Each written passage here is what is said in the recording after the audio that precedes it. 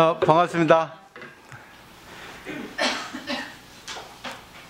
감사합니다. 오늘도 와주시고. 다시 코로나가 지금 이제 번지고 있다는데 좀 조심을 해야 될 것 같습니다. 우리가 사람들 간에 접촉을 하는데 어떻게 보면 중생들은 접촉을 함부로 하거든요. 이 접촉이라는 것은 이제 만남, 또 인연이라고 할 수 있는데 그 인연에 대한 그 접촉, 만남에 대한 그 정도라 할까, 그것을 서로 좋게 해야 되는데 어떻게 보면 서로 좋게 하는 것보다는 그냥 형식적으로 남에게 그 손해를 주는, 자기 마음대로 하는 그런 접촉, 그런 인연 만남을 하고 있잖아요. 그것에 대해서 신이나 부처님께서 좀 경고를 해주고 있지 않나, 코로나를 통해서 그런 줄 생각을 해봅니다.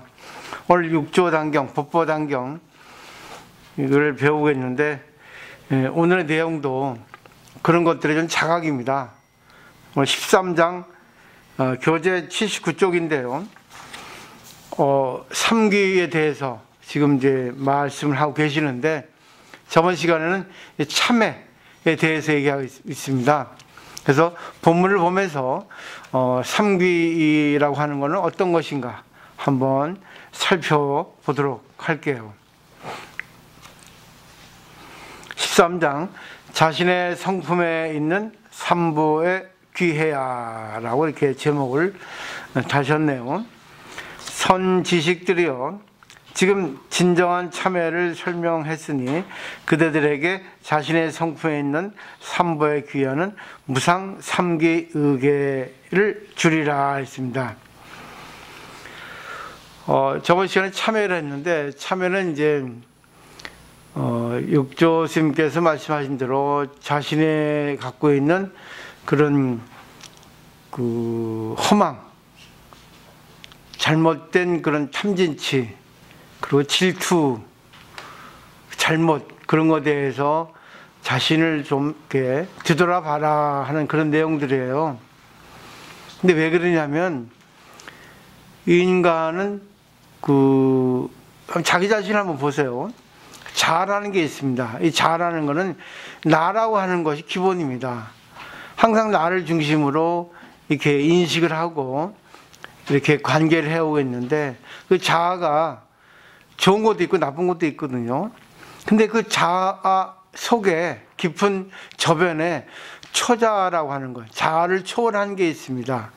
말하자면 이거는 어떤 거냐면 우리가 지금 이 순간 밖에서 자동차 소리가 납니다. 자동차 소리가 나면 소리가 난다는 걸 아는 게 자아예요. 자동차 소리가 난다, 그게 자아입니다. 근데 저 자동차 소리가 시끄럽다, 저 자동차 소리가 좋다, 무슨 자동차다, 그게 자아가 하는 내용입니다. 근데 우리가 여기 와가지고 자동차 소리를 들으려고 온 건 아니잖아요. 자동차 소리다, 그냥 그 아는 것이 초자아입니다. 근데 우리 표면에 있는 자아는 저것이 이제 자동차 소리인데 필요하다, 안 필요하다, 무슨 자동차 소리다, 싫다, 좋다, 그런 것을 이제 구분할 수 있는 게 자아죠. 그러면 이제 정리가 되시죠? 그러니까 이제 여기서 말하는 그런 참회라는 거는 안 좋게 생각하는 거. 지금 밖에 있는 자동차의 소리는, 밖에서 들리는 자동차 소리는 그냥 주어진 대로 있는 거거든요. 저를 바꿀 수는 없어요. 왜? 세상은 나 혼자 살아가는 게 아니기 때문에. 세상은 시간 공간으로 연결이 되어 가지고 종적으로, 세로로 보면은 시간으로 3세, 과거 현재 미래가 연결되어 있고, 횡적 가로로 보면은 시방이 연결되어 있거든요. 하나도 연결되어 있지 않은 게 없습니다. 전부 연결되어 있는 거죠. 근데 이것들이 전부 필요해서 존재하는 건데 자기가 자신의 초자의 입장에 보면은 다 필요한 것이다, 이걸 살려야겠다 이렇게 생각합니다. 그리고 도움을 줘야겠다 생각합니다. 근데 자아는 자기를 위해서 있기 때문에 저거는 필요하다, 필요하지 않다, 나에게 손해된다, 나에게 이익된다, 그러면서 자기 마음대로 그걸 연결된 거를 갖다가 끊기도 하고 잊기도 하고 그렇게 한단 말이죠. 그러니까 참회라는 거는 안 좋은 거, 모든 것을 살리는 그런 입장에서 있어야 되는데 모든 걸 살리는 입장보다는 자기 중심으로 이렇게 생각하는 그걸 갖다가 조금 되돌아본다는 게 참회의 의미라고 보면 되겠죠. 그래서 참회를 이렇게 잘 이렇게 하셔야 되고, 그 다음에 이제 자신의 성품에 있는 그 삼보에 귀하는, 삼보는 불법수 삼보죠. 그래서 무상 삼계 의계라고 되어 있습니다. 근데 우리가 일반적으로 보면은 삼보 귀라고 하는 거는 부처님, 그리고 부처님 가르침을 믿는 우리 승가의 구성원 이렇게 하는데 박혀 있어요. 근데 내 마음속에 무상이라는 상이 없는, 동그라미 있는, 걸림이 없는 원만한 인격체인 그런 아름다운 삼보가 있거든요. 그게 무상이라는 겁니다. 거기에 이제 귀하는 겁니다. 불법수 삼보가 내 마음속에 있다는 겁니다. 박혀 있는 게 아니라. 그 다음에 볼게요. 선지식들이요, 깨달음으로써 복덕과 지혜를 다 갖추신 부처님께 귀하고, 바른 가르침으로써 세상의 욕망을 벗어난 부처님께 귀하며, 밝고 깨끗한 삶으로써 모든 중생 가운데 가장 존귀하신 부처님께 귀하라 되어 있어요. 첫 번째는 깨달음으로써 복덕과 지혜를 갖추신, 여기서 깨달음이라는 게 나오는데 이 자각입니다. 자각. 이 자각이라는 거는 뭘 자각하는가? 자신의 내면 속에 있는 이런 세 가지 것에 대한 자각입니다. 근데 요즘 현대에 있어서 자각이란 말이 참 중요하게 대두되고 있습니다. 주부로서의 자각, 자기가 직장에서의 자기 존재에 대한 자각, 일에 대한 자각, 또 남편에 대한 자각, 자기에 대한 자각, 자각이 많죠. 이 자각이라는 거는 자기가 지금 왜 존재하는가, 내가 왜 이 일하고 인연이 됐는가, 이런 자각입니다. 이 자각이 없으면 일에 대한 능률도 안 올리고 일에 대한 즐거움도 없고, 또 일을 내가 왜 하는가, 내가 왜 존재하는가, 그런 자각이 없어지거든요. 그러니까 내가 지금 이 일을 하는데 왜 일을 하게 되는가? 남을 위해서 일하는 겁니다. 물론 자기가 먹고 살기 위해서 하는 것도 있어요. 자기 존재를 위해서. 근데 중요한 거는 자기가 지금 인연에 대해서 관계가 맺어진 거는 세상을 위해서, 남을 위해서 한다고 한 자각이 있어야 됩니다. 그렇기 때문에 첫 번째, 깨달음으로써 복덕과 지혜를 다 주신 부처님께.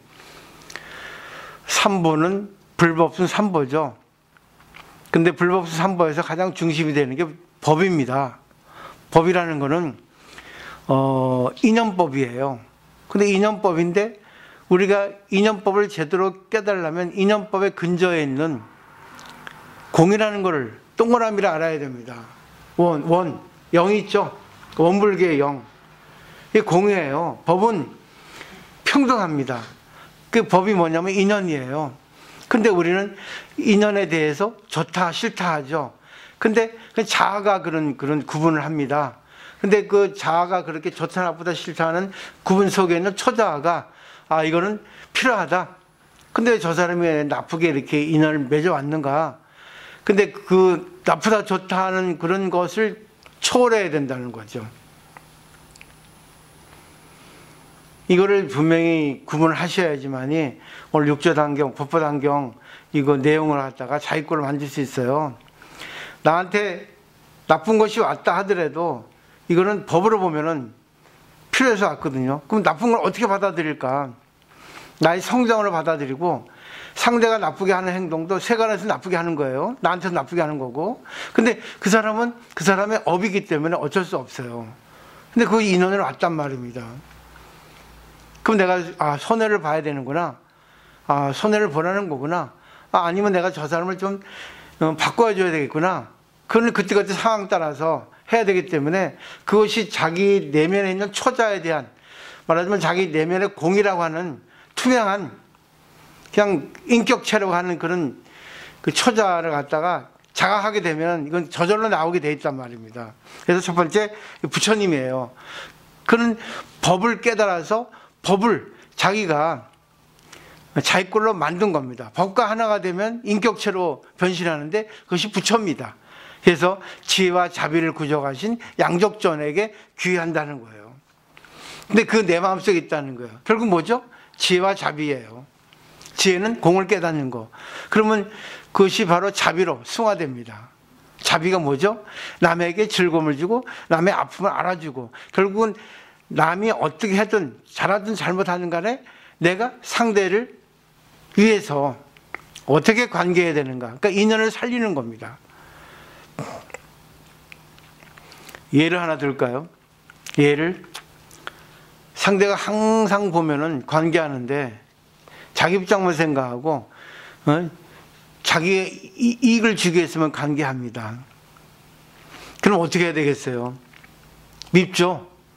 밉다는 그런 인식이 생깁니다. 근데 이런 초자를 갖다가 꺼내게 되면 공이라는 법을 자기가 인식해서 알게 되면 인격체로 부처님이 됩니다. 그때는 지혜와 자비를 나타낼 수 있게 돼요. 이 지혜와 자비는 자기 마음속에만 있는 게 아니라 머릿속에만 있는 게 아니라 실제로 상대하고 관계에서 반야바람일 따라 승화를 합니다. 좀 전에 보살님 그러셨죠. 2월 달에 퇴직을 하신다 했는데 다시 변경에 대해서 68세까지 연장을 하게 됐다고. 그건 부처님이 해주시는 거예요. 나는 좀 쉬고 싶어서 퇴직을 하려 했는데 그 직장에서 68세까지 앞으로 7년 뒤후까지 그렇게 연장을 좀 하라 하니까 어쩔 수 없이 해야 되겠다. 그럼 왜 그러겠어요? 그 직장에서도 보살님이 필요해서 그렇게 하라는 거고 또 내 일을 누가 맡아 할 사람이 후임이 없으니까 직장에서 하라는데 근데 내 입장에서는 좀 쉬어야 되는데 몸 피곤한데 또 이제는 더 이상 하고 싶지 않은데 자기 생각이잖아요. 근데 직장에서는 연장하라 하니까 이제는 그러면 남을 위해서 해야 되겠구나. 직장을 위해서 해야 되겠구나. 내 몸 좀 아프지만 쉬고 싶지만 그것도 내가 잘 다스리면서 내가 직장을 위해서 직장만 고립된 게 아니잖아요. 직장은 또 다른 또 모든 것과 연결되어 있잖아요. 이 세상이 연결 안 된 곳이 있습니까? 이 세상은 무인도가 없습니다. 이제는. 그죠? 그렇죠? 전부 연결되어 있죠? 나비 효과라는 것도 있잖아요. 전부 이 세상 하나입니다. 때문에 남을 위해서 하라는 거구나. 나는 그렇게 생각했는데 그래 내가 공부를 했으니까 그러면 그래 남을 위해서 내가 적절하게 내가 해야 되겠다. 아프면 좀 쉬면 되고 좀 내가 힘들더라도 남을 위해서 한다고 생각하면 되지 않겠는가. 모든 기업인들이 다 그렇게 했습니다. 일본의 마스시다 고노스케라고 하는 유명한 기업인이 있었습니다. 그분이 처음에는 자신이 돈을 벌려고 열심히 했대요. 근데 인연이 돼가지고 어느 종교단체에 갔는데 종교단체가 어마어마하게 크게 지어졌잖아요. 많죠. 큰 데는 그러지 않습니까? 10층 건물에 부지도 3,000평, 4,000평 되고. 그래서 위대하다. 어떻게 이 종교단체에서 이렇게 큰 건물을 짓고 신도들도 전부 무보수로 봉사로 이렇게 종교를 위해서 헌신하고 있는가. 그리고 얼마나 이 종교의 가르침이 뛰어나길래 많은 사람들이 이게 보시를 해서 돈을 헌금해서 이런 종교단체가 구축이 됐을까. 그거를 보고 제가 깨달았답니다. 근데 그 종교에서 가르치는 거는 전부 남을 위해서거든요. 자기가 돈을 내서 종교단체에 돈을 내서 자기가 종교 가르침을 배우고 그리고 남을 위해서 그냥 아무런 대가 없이 하는 그 모습에 감명을 받아가지고 그때부터 자기가 기업을 이렇게 다시 시작했다는 거죠.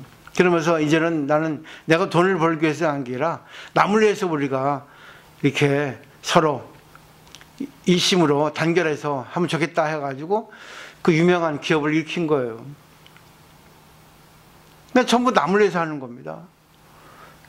길가에 풀빵을 파는 사람도 자기가 먹고 살기 하는 게 아니라 풀빵을 먹고 싶은 사람이 있을 수 있으니까 풀빵을 먹고 싶어 하는 사람에게 내가 그분들을 위해서 내가 이렇게 해야 되겠다. 그렇게 생각하면 돈이 많이 들어오든 안 들어오든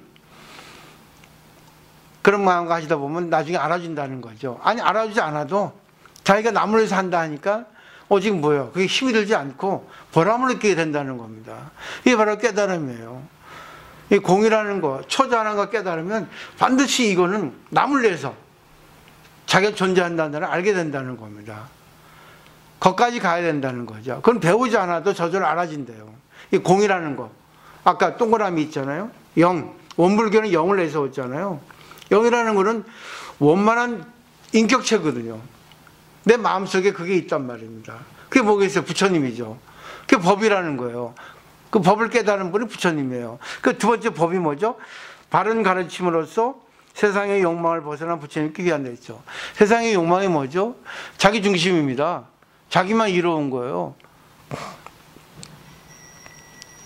근데 그런 것이 떠나는 게 법이라는 거죠. 결국은 이걸 뒤바꿔 말하면 뭐죠? 남을 위한 겁니다. 나를 없애니까 남을 위한 욕망이죠. 오로지 남을 위해서요. 남을 위해서 존재한다 생각하는 겁니다. 세 번째, 맑고 깨끗한 삶으로서 모든 중생 가운데 가장 존귀하신 부처님께 귀하라. 결국은 보세요. 나 혼자 단수가 아닙니다. 이런 것이 전부 다 존재하는 모든 사물 속에, 많은 인간 속에 이런 공통의 마음이 존재한다는 거죠.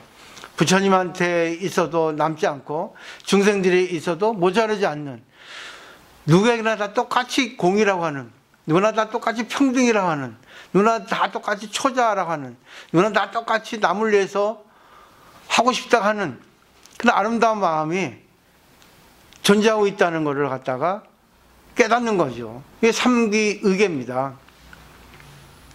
결국은 밖에 있는 부처님, 밖에 있는 법, 밖에 있는 승가가 아니라 자기 마음속에 있는 삼보에게 귀한다. 이게 무상삼기의계입니다.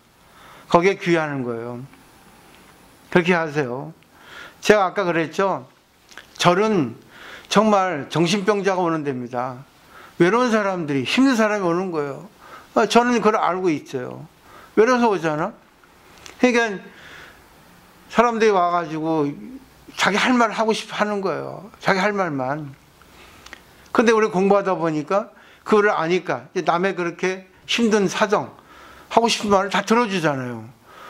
결국은 남이 그런 말을 하게 함으로써 내 마음속에 있는 초자를 꺼낼 수 있게 되고, 상대방을 갖다가 이익을 줄 수 있고 위안을 줄 수 있고 위로를 줄 수 있잖아요.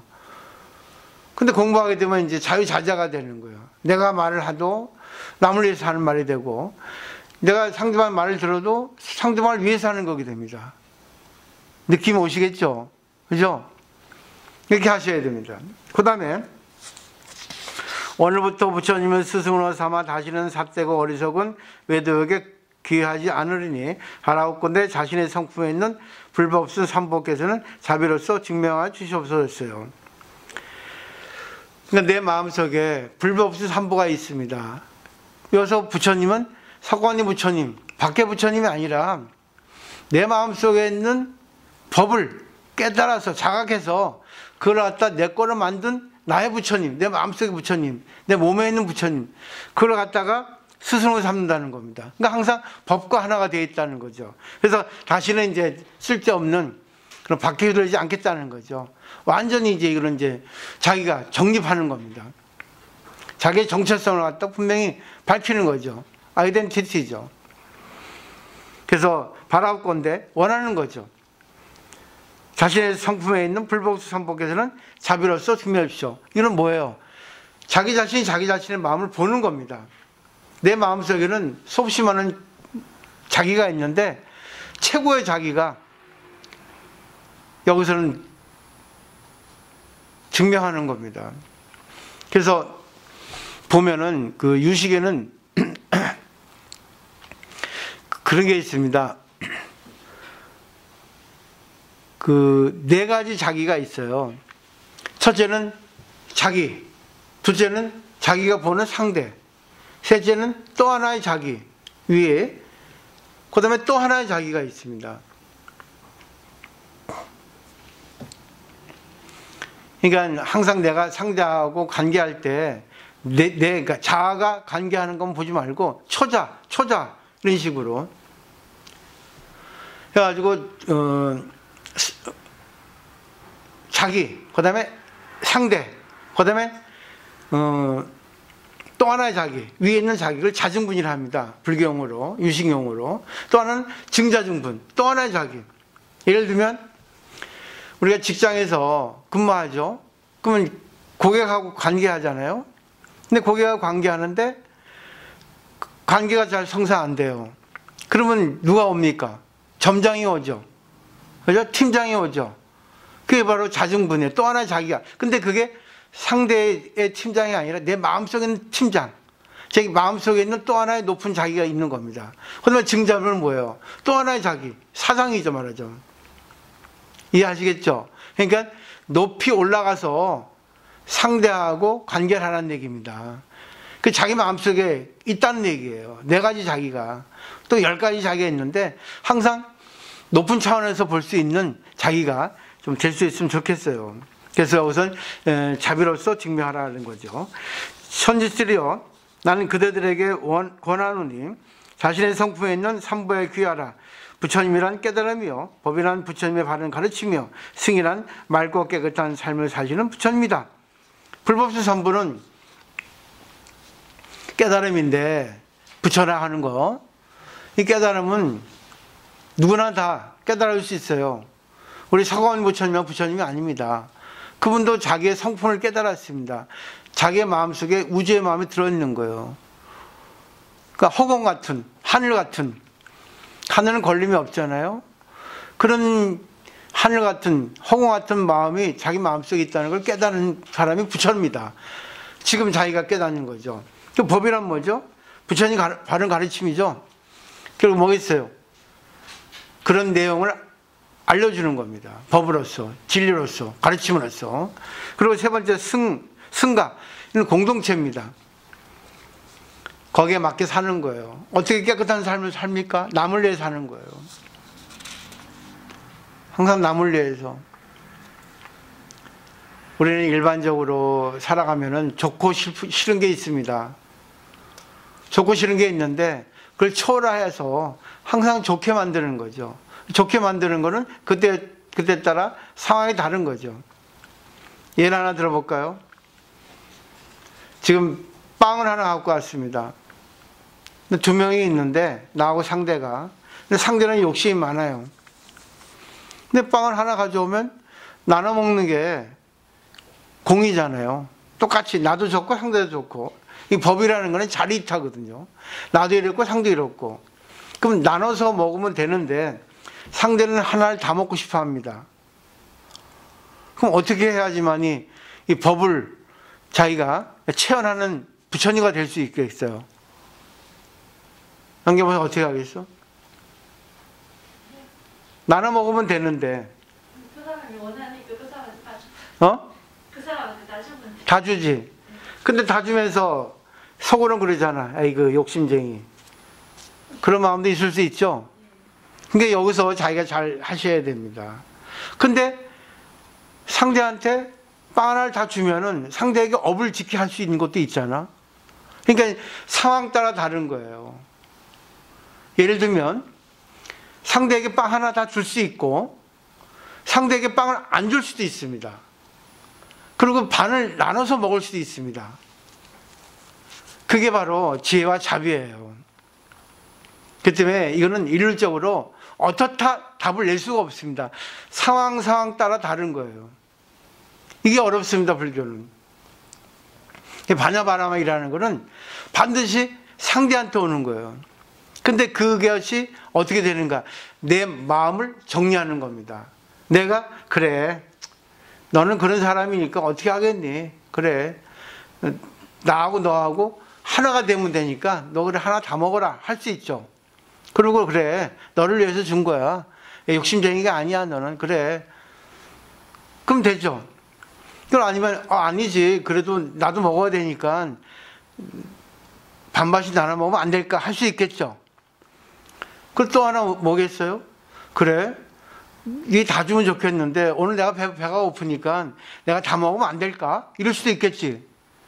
아, 근데 그래, 빵 하나 있는데 이거 그냥 너도 먹지 말고 나도 먹지 말고 저 사람이 더 배고파 하는 것 같은데 저 사람을 위해서 우리가 뭐 봉사하면 어떨까? 보시하면 어떨까? 할 수도 있죠. 여러 가지 답이 나오겠죠. 상황 따라 가지고 여러 가지 답을 내는 거예요. 이게 어렵습니다. 한번 잘 정리를 해보시면 좋겠어요. 그러니까 자기 마음에서 다 그런 답이 나오는 거예요. 그런 답이 다 나올 수 있는 건 여유로운 마음이 돼야 돼요. 공이 돼야 됩니다. 동그라미 돼야 돼요. 영이 돼야 돼요. 원불교 원이 돼야 돼요. 그렇기 때문에 깨달은 분들은 다 전부 다 이리잖아. 원을 그리잖아. 그래서 원불교도 원을 내세웠잖아. 동그라미는 걸림이 없어요. 동그라미에서 해결되지 않는 게 없습니다. 근데 해결된 데 가지고 상대방을 바꾸는 게 아니야. 내가 바꿀 수 있고 상대방을 바꾸게 할 수 있고 서로가 손해볼 수 있고 서로가 이익 볼 수 있고. 근데 정신세계에서 보면은 다 이익이라고 하는 거예요. 그게. 자, 넘겨보죠.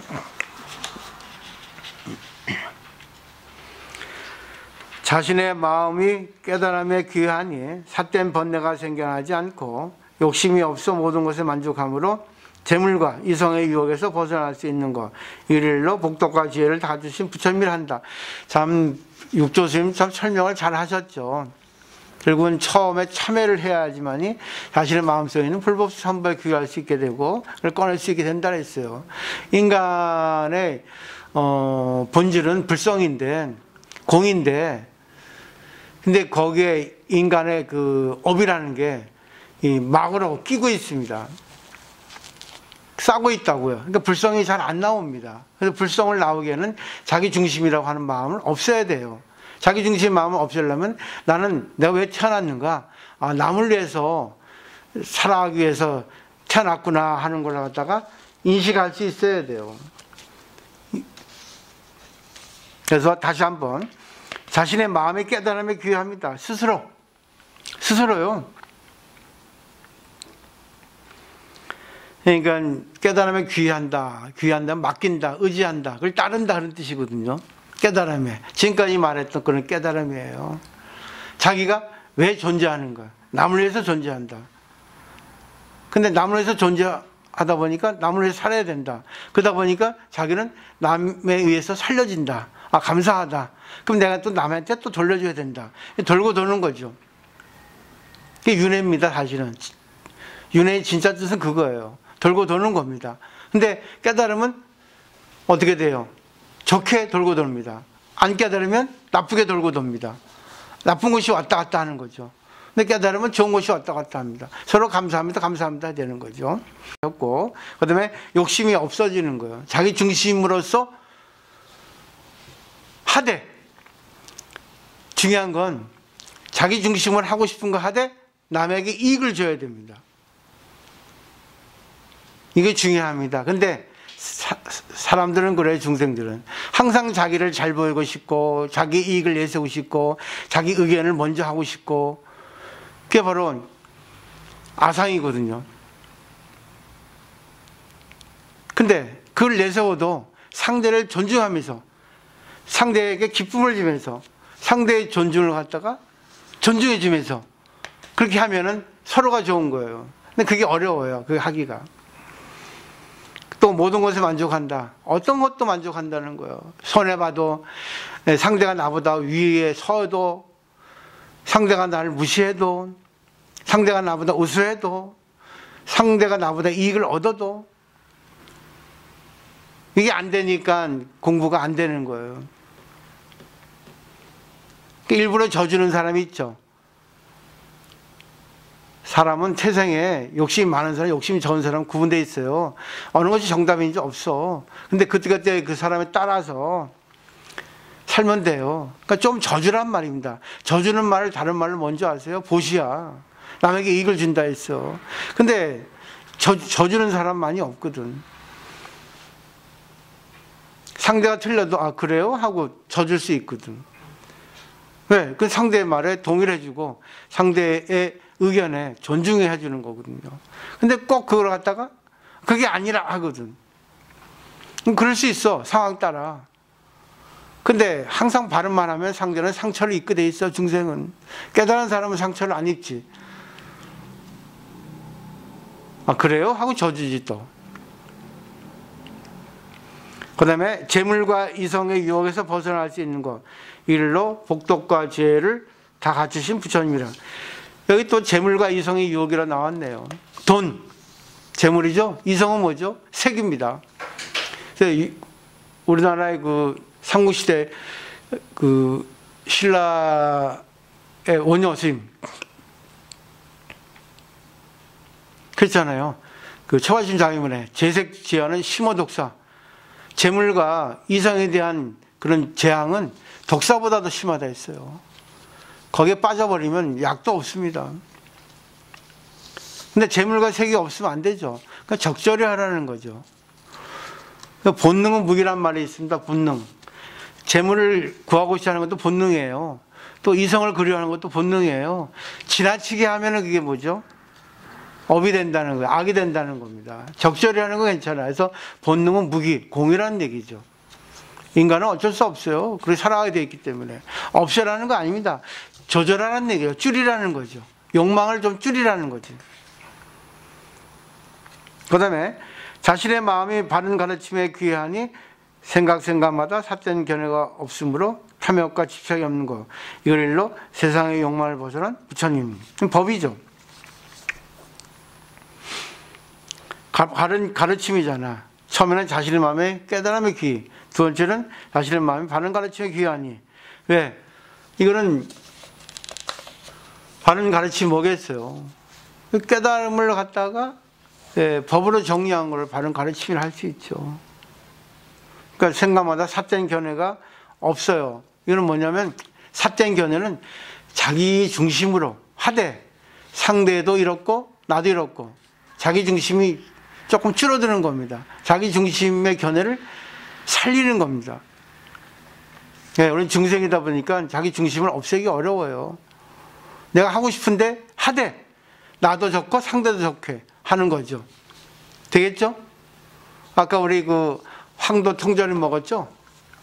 황도 통조림.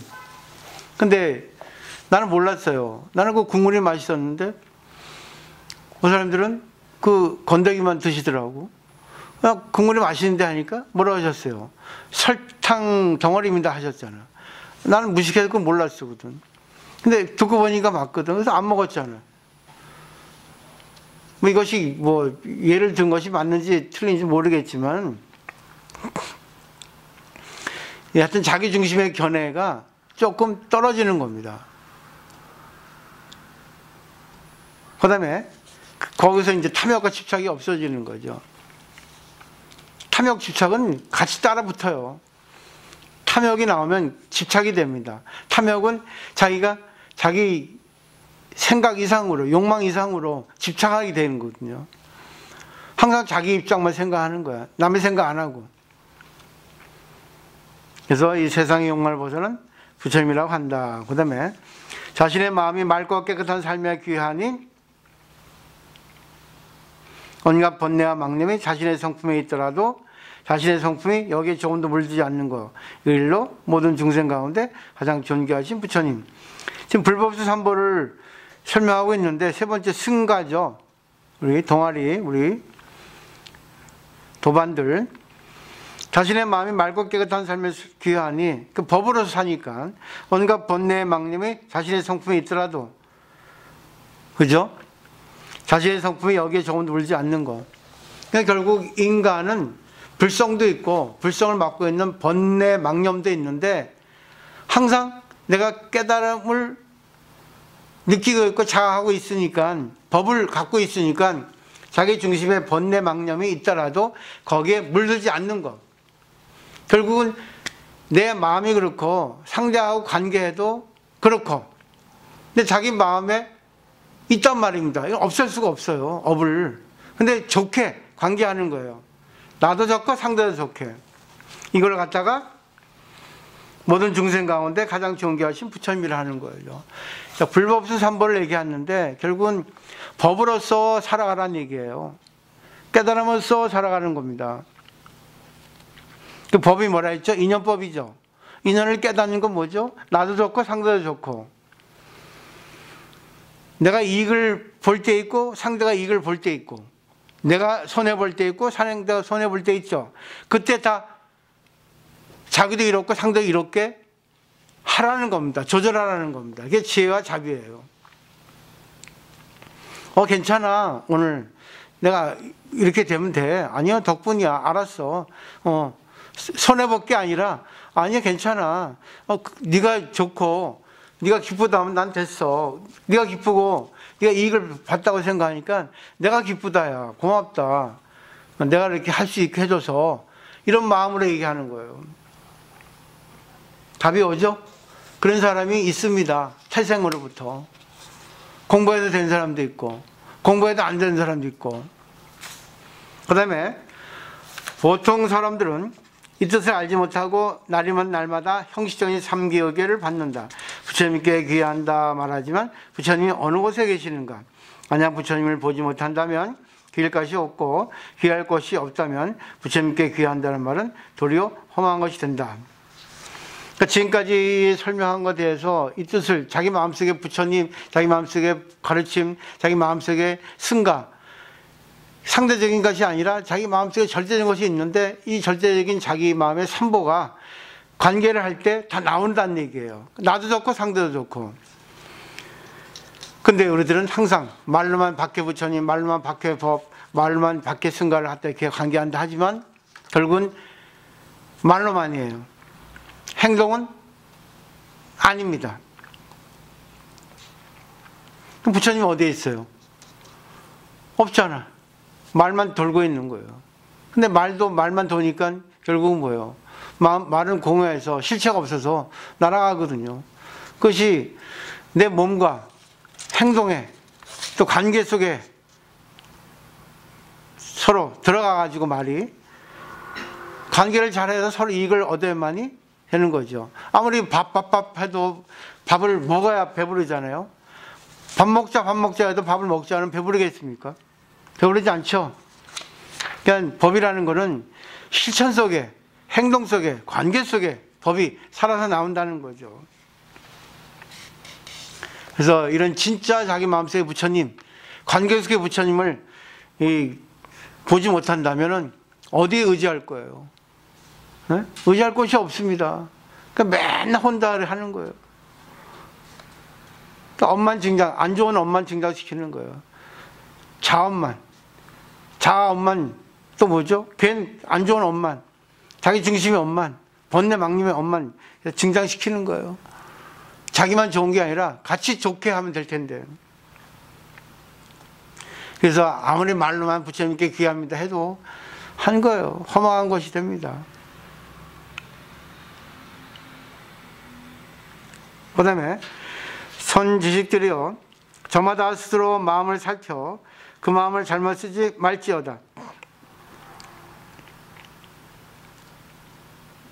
경에서 다만 스스로 자신의 성품에는 부처님께 귀한다라고 말했을 뿐 다른 부처님께 귀한다라고 말하지는 않았다.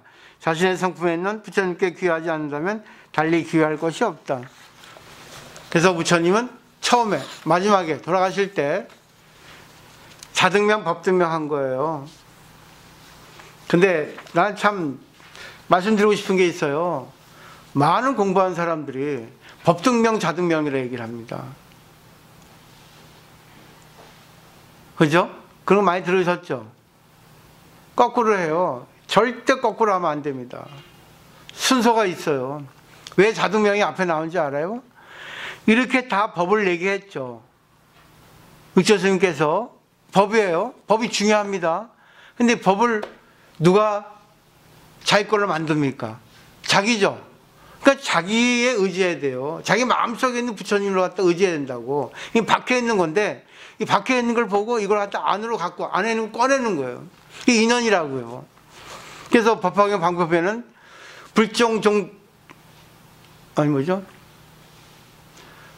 불종종 연기라고 부처님 종작, 깨달음이라는 거는 연에서 나오거든요. 이게 연이죠. 법이죠. 연. 육조 단계, 법화 단경이죠. 연이죠. 근데 연애에서 내가 불성이 나온단 말입니다. 결국은 뭐죠? 자등명이 앞에 있어야 되는 거야. 자등명이 더 중요해. 법등명보다. 법등명은 평등해요. 있는데 이거를 갖다가 자기 걸로 만드는 사람은 누구예요? 자기라고. 똑같이 공부해도 실천하는 사람이 있지만 똑같이 공부해도 실천하지 못하는 사람이 있어요. 왜 그러겠어요? 똑같이 법을 배웠는데. 자등명이 부족해서 그런 거예요. 자등명이 말하자면 자동차로 보면 모닝밖에 안 돼서 그래요. 경차. 근데 또 한 사람은 뭐죠? 3000cc 차예요. 모닝은 1000cc도 안 되잖아요. 엔진이 다른 거예요. 그릇이 다른 거예요. 이게 누구죠? 자등명이라는 거예요. 자기를 먼저 내 마음속에 내가 할 수 있다 하는 거를 갖다 의지하는 게 자등명이거든.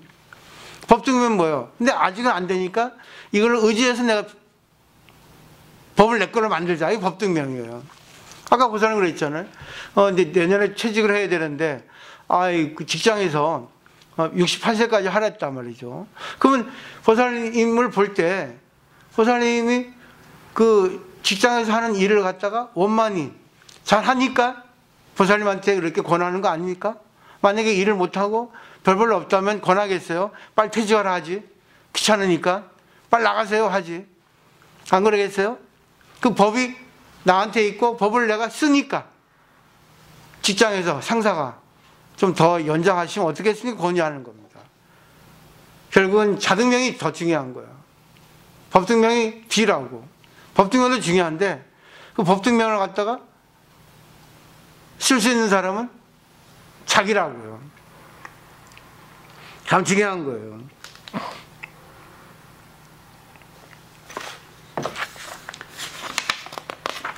그 다음 시간은 또 재밌는 게 나와요. 재밌는 게. 공이라는 거 나오는데, 이제 거기에 대해서 보면 참 재밌어요. 구성이 잘 됐습니다.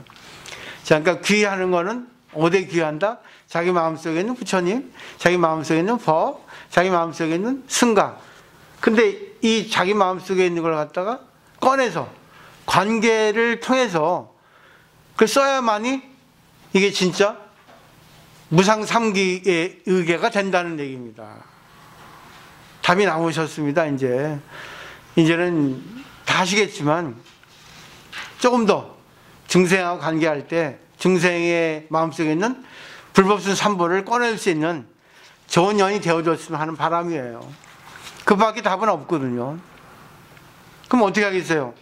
상대의 이야기를 들어주고 상대의 이야기가 공감해주고 상대의 마음에 아파해주고 상대의 마음에 기뻐해주고 그러면서 어떻게 해야지 저 사람을 갖다가 구제할 수 있을까? 어떻게 저 사람의 마음을 아름다운 불성을 꺼낼 수 있을까? 그게 바로 지혜와 자비란 얘기입니다. 관계 속에서 이게 다 나오는 거예요. 관계가 되지 않으면 이거는 결국 뭐죠? 그냥 추상적인 거예요. 허망한 말에 지나지 않습니다. 그래서 불교는 실천에 있다는 거예요. 실천하지 않는 사람, 관계를 잘 못하는 사람은 법을 모르는 사람입니다. 법은 반드시 관계 속에서 나와. 단수가 아니라고요. 복수란 말입니다. 그래서 인연이라고 하는 거예요. 법을 갖다가. 그래서 아함경에도 법을 아는 자는 나를 알고 나를 아는 자는 법을 안다 해서 그 법이 바로 인연법이에요. 근데 그 인연법을 살리는 게 진실로 법을 아는 사람이라고.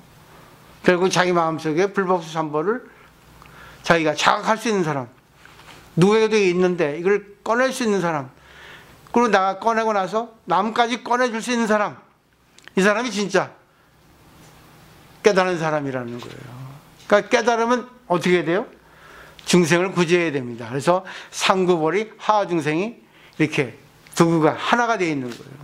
그 불교는 깨달은 뒤에 보살행입니다. 중생 구제. 그래서 사홍서원이 바로 맨 마지막에 있습니다.